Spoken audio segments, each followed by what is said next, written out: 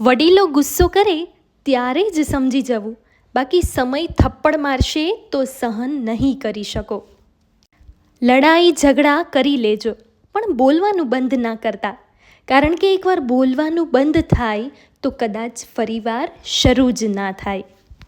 સહનશક્તિ જીવનમાં ખૂબ જ જરૂરી છે, કારણ કે તાકાત અને મોકો હોવા છતાં જતું કરવું ખૂબ મુશ્કેલ હોય છે.